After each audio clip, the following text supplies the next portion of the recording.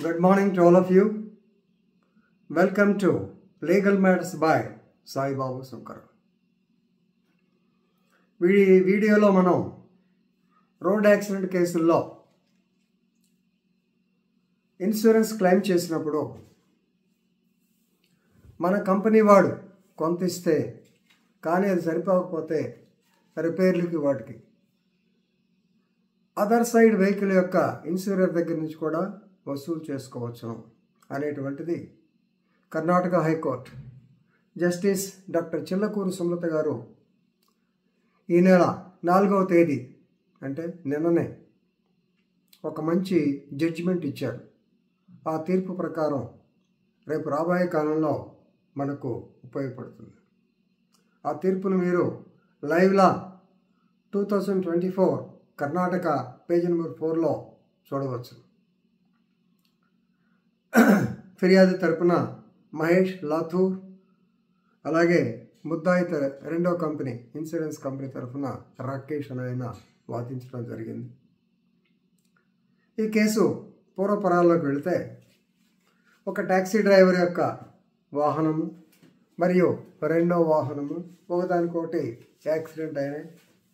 Taxi driver వాహనానికి బాగా damage అయింది, అతనికి దెబ్బలు కూడా తగిలినాయి.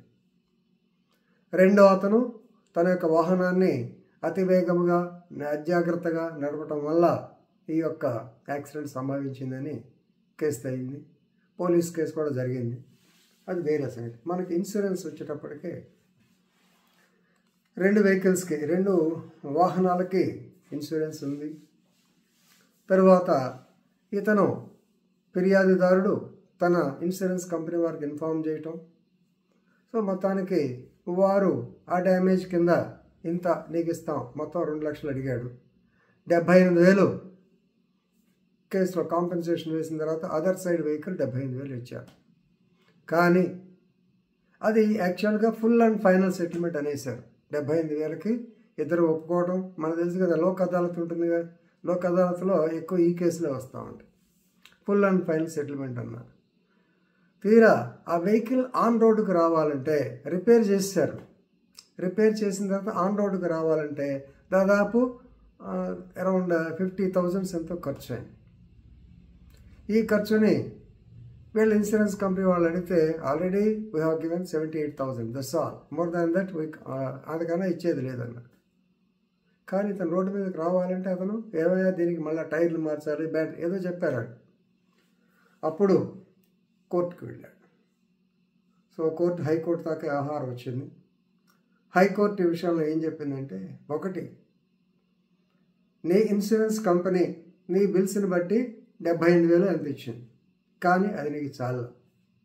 కాబట్టి మీరు ఆపోజిట్ ఇన్సూరెన్స్ కంపెనీ ఉంది కదా, వారి దగ్గర మిగతా డబ్బులు వసూలు చేసుకోవచ్చును. ఇది ముఖ్యమైనది. దీంట్లో మీ ఇన్సూరెన్స్ క్లెయిము మీకు వచ్చేసింది, కానీ అది సరిపోనప్పుడు సహజంగా మనం ఏం చేస్తాం, మన జేబులో డబ్బులు పెట్టుకోమంటాం. కానీ ఇక్కడ తప్పు వేరే వాడిది కాబట్టి ఆ వెహికల్ అతని యొక్క ఇన్సూరెన్స్ కంపెనీ నుంచి వసూలు చేసుకోవచ్చు అని.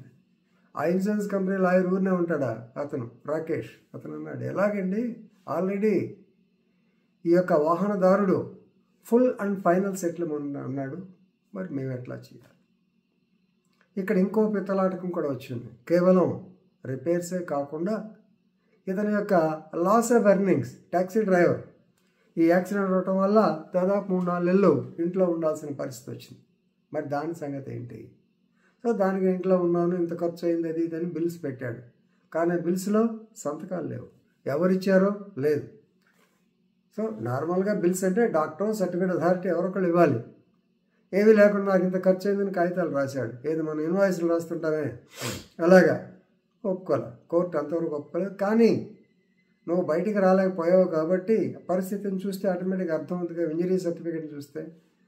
సో రికార్డ్స్ అన్నీ చూసిన తర్వాత కోర్టు వారు అతనికి లాస్ ఆఫ్ ఎర్నింగ్స్ కింద 20,000, అలాగే ఈ యొక్క వెహికల్ ఆన్ రోడ్ రావడానికి 50,000 అడిగాడు కదా, అది లెక్కేస్తే 33,000 చిల్లర వచ్చింది. మొత్తం 53,000 రూపాయలని ఆపోజిట్ ఇన్సూరెన్స్ కంపెనీ నుంచి క్లెయిమ్ చేయమన్నారు, అంటే వాళ్ళని కట్టమన్నారు. సహజంగా ఇది జరగదు. చాలా తక్కువ. ఎందుకంటే ఫుల్ అండ్ ఫైనల్ సెటిల్మెంట్ అన్నాక మనం ఏం చేస్తాం, ఇంతేనండి ఇంతకన్నా మేమే ఇస్తాం అంటాం. So court as they have got inherent powers. అది ఉపయోగించుకొని డాక్టర్ చిల్లకూరు సుమత గారు యొక్క ట్యాక్సీ డ్రైవర్ కాబట్టి, దీంట్లో 3 పాయింట్స్ ఉన్నాయి. ట్యాక్సీ డ్రైవర్ కాబట్టి కన్సిడరేషన్ ఆటోమేటిక్ ఉంది. రెండవది, వాళ్ళు ఇన్సూరెన్స్ కంపెనీ 78,000 ఇచ్చారు, వాళ్ళ వరకు తప్పే లేదు.